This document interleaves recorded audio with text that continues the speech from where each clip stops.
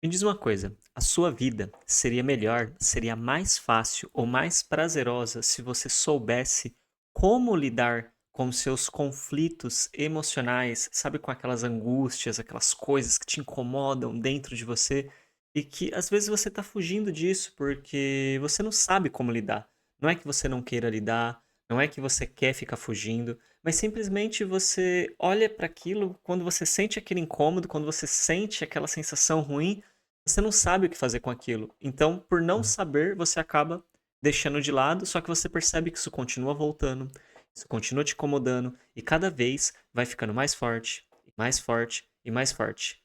E se você realmente tem interesse em aprender a lidar com isso, esse vídeo é o primeiro vídeo de uma série de vídeos onde eu realmente vou te ensinar a como lidar com os conflitos internos que você vivencia, ok? Mas antes, eu já quero te pedir uma gentileza. Peço que, por favor, que você siga o canal agora para que a gente consiga fortalecer o canal, para que ele cresça cada vez mais.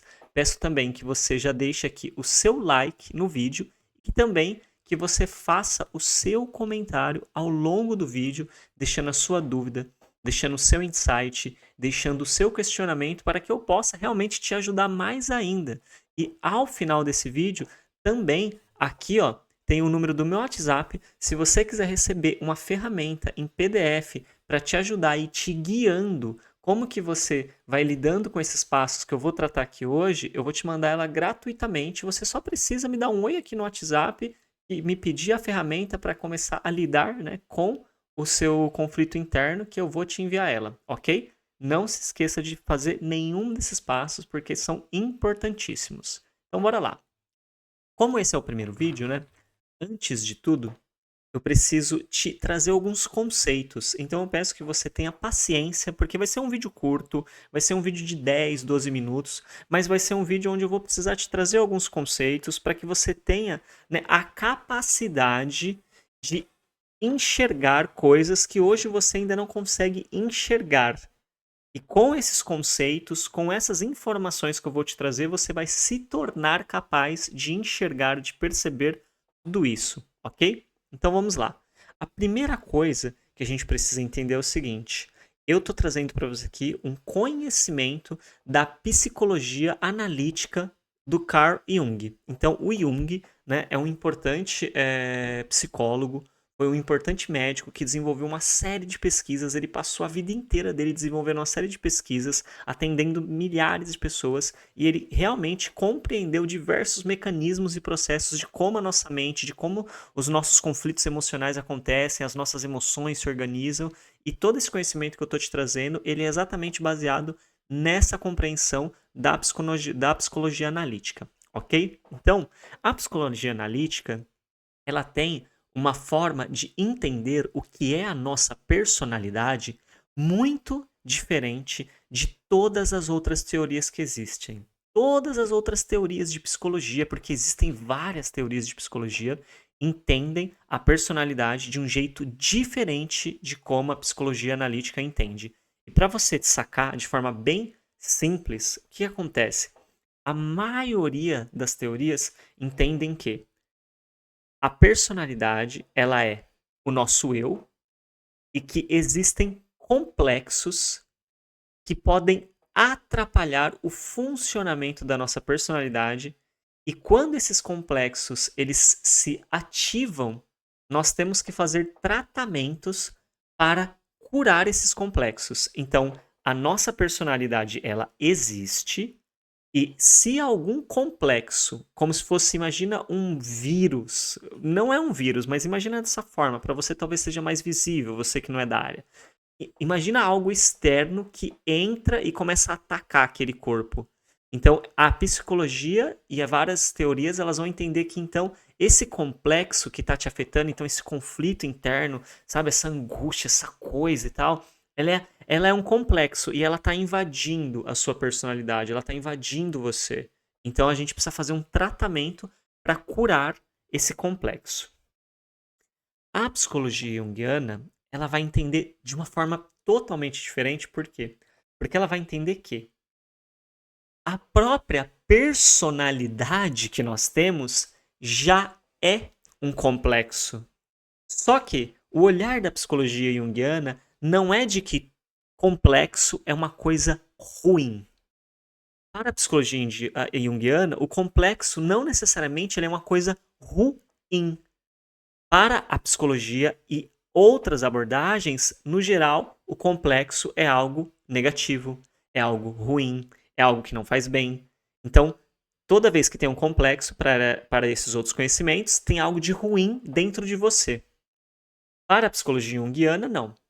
Você, isso que você chama de você, isso que você entende por você, quando alguém te pergunta quem você é, essas respostas que você dá, isso que a gente conhece sobre a gente, tudo isso que você acha que você é, que você conhece sobre você, isso na psicologia junguiana já é um complexo. Só que é um grande complexo que nós chamamos de eu. Então, a nossa totalidade, você mesmo, de verdade, você mesma, de verdade, é algo muito maior e muito mais amplo do que isso que você chama de você.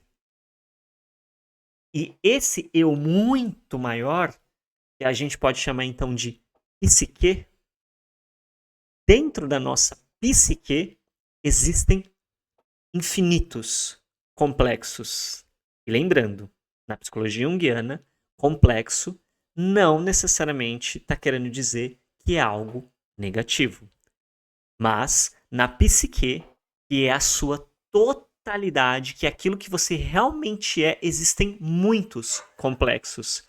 E um deles é o que você chama de eu. Então, a personalidade ela é apenas um dos muitos complexos. E o que seria então, né, um complexo? Já que a gente entendeu que na psicologia junguiana a nossa personalidade é considerada um complexo, mas o complexo ele não é a mesma coisa que nas outras abordagens de psicologia, que quer significar uma coisa negativa. Na psicologia junguiana, um complexo ele é exatamente o quê? Imagina uma bola e em volta dela algo girando, como se fosse o Sol e a Terra e os outros planetas. Então imagina o sistema solar. Eu acho que é a melhor forma de você imaginar. Imagina o sistema solar que tem o Sol no meio e tem os planetas girando em volta dele. É que assim, no sistema solar eles giram mais ou menos assim, né? Mas imagina que eles estão girando um assim, um outro assim, como se fosse um átomo também, uma boa imagem. Um complexo seria exatamente o que, então? O Sol que está ali no centro, o núcleo, né? O que está no meio, é o quê? É um afeto muito intenso. O que seria um afeto muito intenso? Uma dor muito intensa, um desejo muito intenso, uma rejeição muito intensa, um medo muito intenso, algum tipo de emoção, sabe, muito intensa que nós vivemos. E para o Jung, então, o centro de todos os complexos é sempre um afeto muito forte, muito intenso mesmo. Então imagina que o Sol que está ali no meio é um afeto muito intenso. Só que como você ouviu, pode ser uma dor, pode ser um medo, como pode ser o amor. Então o que está no núcleo de um complexo pode ser uma coisa que aparentemente nós chamaríamos de negativo e pode ser uma coisa muito positiva. Por isso que um complexo não necessariamente ele é algo ruim. Depende do quê? O que forma o núcleo dele. Se ele realmente é algo prejudicial ou não para a gente. E em volta, então, desse núcleo, desse complexo, que seria os afetos, que seria esse afeto, o que gira em volta dele? O que são esses planetas que giram em volta dele? São o quê? São ideias que se associam a esse afeto. Então, ideias que têm relação com esse medo, qualquer tipo de ideia que seja relacionada a algum medo, mesmo que não for aquele mesmo medo, mas outro medo. Então, o afeto central ali é o medo de uma sensação, de uma experiência de abandono na infância. Mas o medo de andar de bicicleta, o medo de altura, o medo de escuro, o medo de avião, o medo de escada rolante, todas essas ideias de medo, de todas essas coisas, elas vão ficar em volta, girando em volta desse afeto. Por quê? Porque são ideias de medos. Memórias também de medos, mesmo que não for essa situação. Então, memória de um medo, de um sapinho que pulou em mim quando eu era criança, um medo de um dia que um amigo me empurrou e eu achei que eu ia cair de um lugar muito alto, o medo de uma situação aonde uma pessoa gritou muito alto comigo. Então, todas essas memórias também dessas situações de vários medos diferentes vão ficar girando em torno desse afeto de medo. Então, olha, ideias, memórias, também vai ter o quê? Vai ter também uma série de imagens, aquelas memórias imagéticas que ficaram gravadas como fotografias. Todas as imagens que associam, que nós associamos a medo, vão ficar girando em volta daquele afeto. Então, um complexo, ele é exatamente isso. Ele é um núcleo que tem uma emoção muito intensa, negativa ou positiva, com todas essas ideias, memórias, imagens, emoções girando em volta dele. Isso é um complexo. Então veja, a nossa personalidade é um complexo. Então existe um afeto que está no centro da nossa personalidade e cada um de nós somos únicos. Cada um de nós temos uma personalidade singular.